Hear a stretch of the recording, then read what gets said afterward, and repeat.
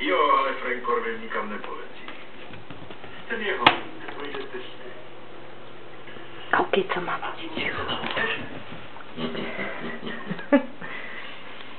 Co chcete dělat?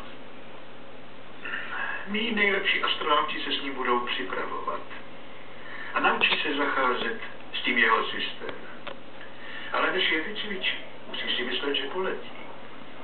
Máš citron, jo. Máš citron. Já nevím. Ještě, že jenom umělej, vej? Žádný konzultování nebude.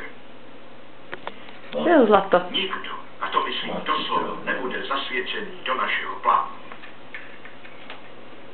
Řekl jsem to jasně, generále.